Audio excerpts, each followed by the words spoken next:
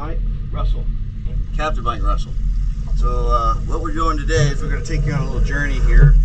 We're in St. Petersburg, Florida. We're going over to Gulfport to dive a boat because the rudder's stuck, and we're going to tow it over to Elite Marine. But Mike's got a little story over here. He just went over to the East Coast and picked up a catamaran in this last weather Idalia that we just went through. Go ahead, Mike. Yeah, coming across the Florida Straits, it was blowing 30, gusting to 35 knots, and the seas were starting to build to 8 feet, almost 10 feet, right on our stern. And were you doing this alone? Nah, I had one mate with me. What was her name? He's about a little older than me, actually, so we're two old farts out on the water. Right. Well, how long did that take, kid? How come you left the dock in the bad weather? Yeah, well, delivery is a delivery. So, 2.5 days, 60 hours to get here to sunny St. Pete. Now I got to leave Monday to go to Pensacola with the same boat. Wow. Those catamarans only go, what, 7 knots? Yeah, 7 knots, 8 knots. 7, 8 knots. 38 foot, access 11 catamarans. Yep. So today we got no wind at all, which we kind of planned for, but we have a little bit of a journey ahead of us because we got a lot of things going on that we are in an unnavigable situation, so there's no plan.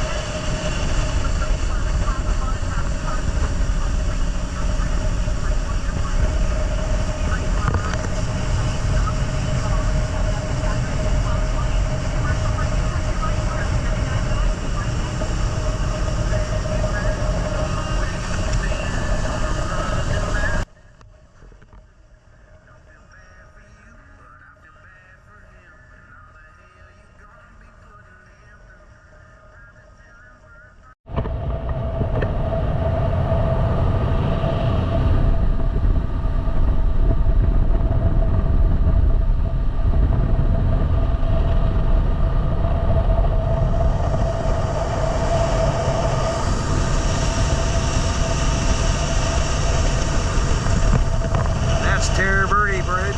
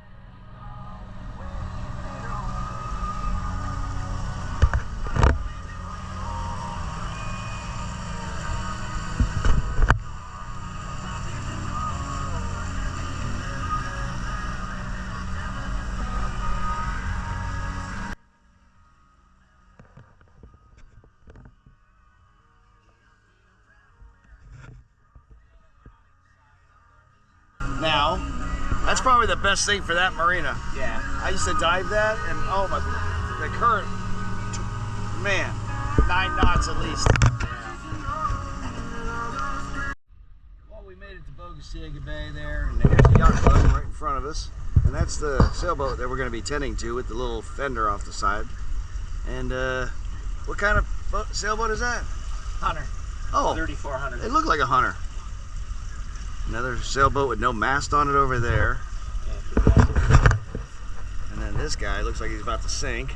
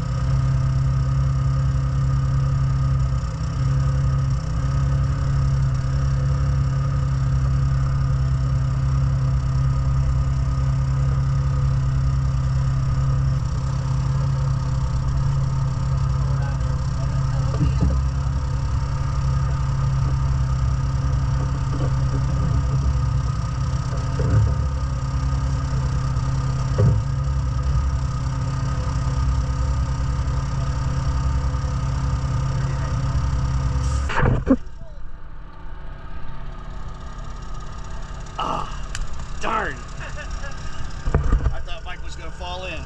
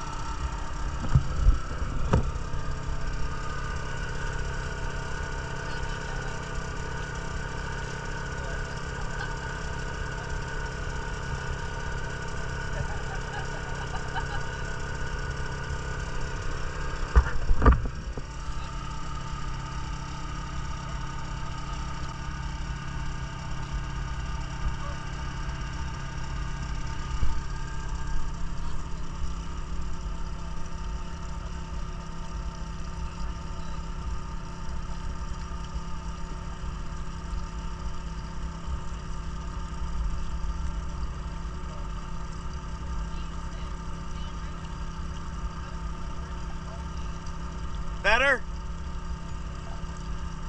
Mike, you got it? Yeah. Okay. Okay, now that we got the diving out of the way, we're going to go ahead and tie it up, and we're going to go ahead and grab the line, and we're going to go ahead and turn the boat and get on our way.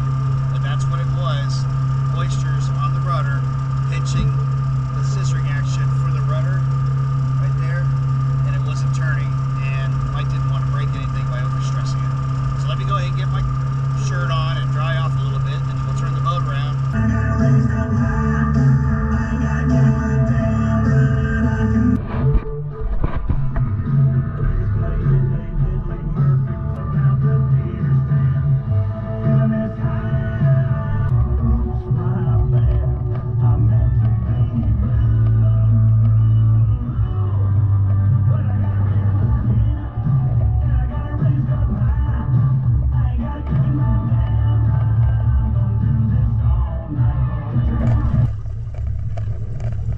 Perfect. How was that? A little heavy? Stuck in the mud.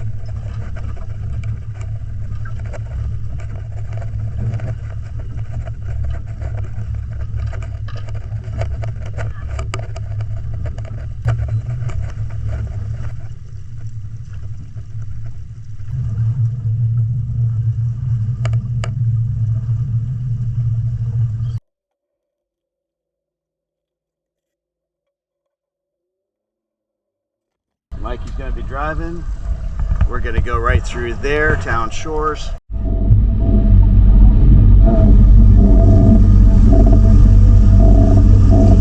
moving pretty fast over here. We're doing 5 knots.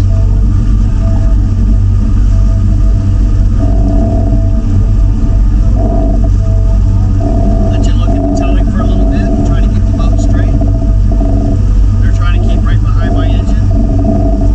And the reason for that is because when the sailboat, because it's so heavy,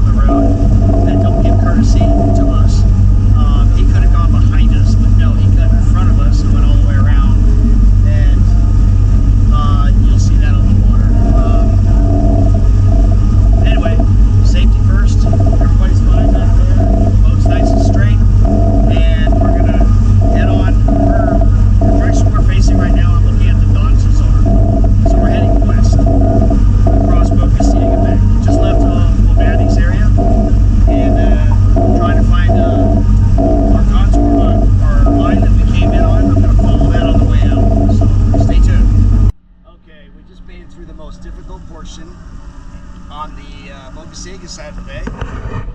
Made it right through,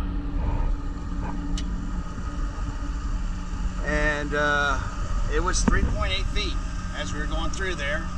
And now we're hitting the big bridge, getting it ready to. We're on the north side of the big bridge. We're going to go on the south side of the bridge. As this trawler comes through, hopefully he can get out of our way and notice that we are in tow. And we'll take it from there.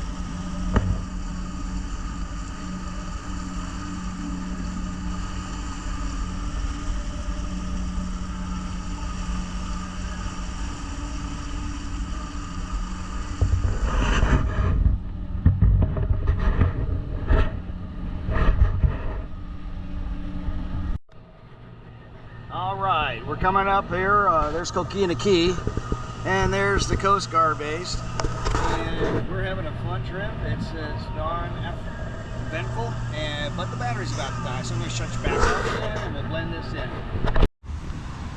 Whoa, what is going on, happy people? Once again, thank you very much for giving me the thumbs up on my previous videos that you're about to watch. I hope, if you haven't subscribed already, and be part of the channel. Subscribe, thumbs up, and pass it forward is all I ask. And today is something completely off the chart. So stay tuned and I'll show you what I'm up against. Well, let's just get right to it.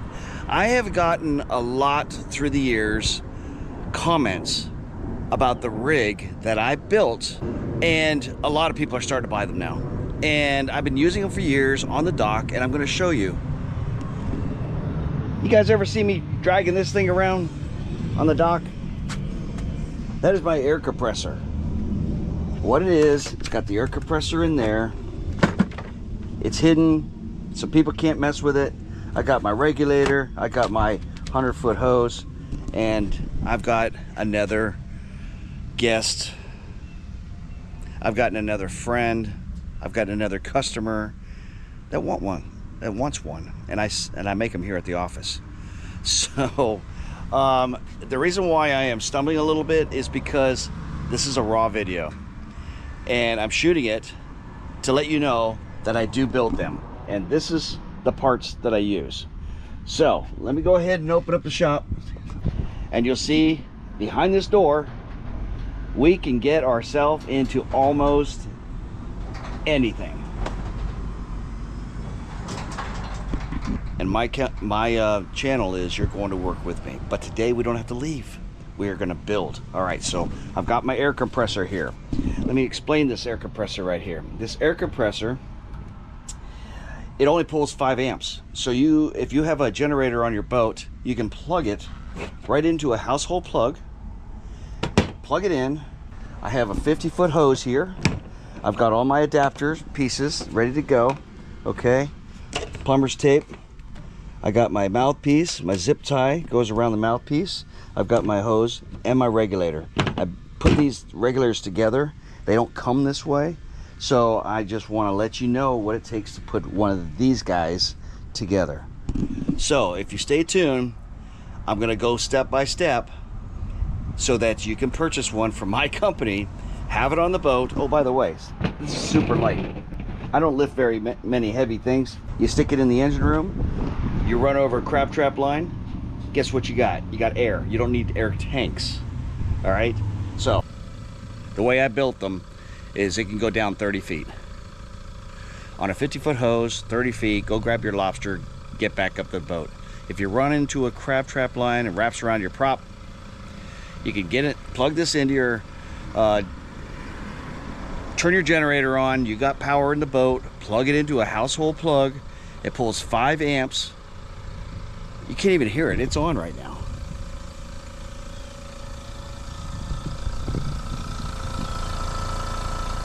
Crazy, isn't it? All right, so everybody's gonna love you for that one. Get your hose, put it in, you dive in the boat, go get the line off your prop, and carry on your business. This way here, you don't have to lug all these heavy dive tanks around. And when you lug all those heavy dive tanks around, the vibrations of the motors, the vibrations of the engines, like I said, the propellers, loose, anything loose, vibrations, you're gonna hear those tanks going ding, ding, ding, ding, ding. It just shut off. You're in hog heaven now. I also make a 100-foot hose if you want one of those too. I'm going to leave a description below how you can contact me to have this built. But I think every boat should have one of these on there. Now hookahs are $3,000, $2,800 to $3,000. This is way under that. Tanks, inspections every 5 years. Air, you're out of air. Da, da, da, da, da. I want you to buy one of these. All right. So it's got my label on it. I warranty them, and I just want you to be on the safe side when you go traveling abroad and you have to get in the water but you have no air. I don't want you to hold your breath. I want you to be comfortable. All right, and what's involved? Air compressor, whole bunch of parts, regulator, all the way down, more parts, 50-foot hose, household plug. Oh, by the way, it looks like in this is a mess. Well, you remember how if you watch some of my videos, it's like, let's see what we can get ourselves into. You're going to work with me. That's crazy. Okay, my friend, please subscribe. If you like that short little video, please give it a thumbs up. Watch the other videos. They're very helpful. Some are do-it-yourself. Some are actually jaw-dropping jobs. And this just happens to be another source of income that I do. So please purchase one of these. And this is Captain John.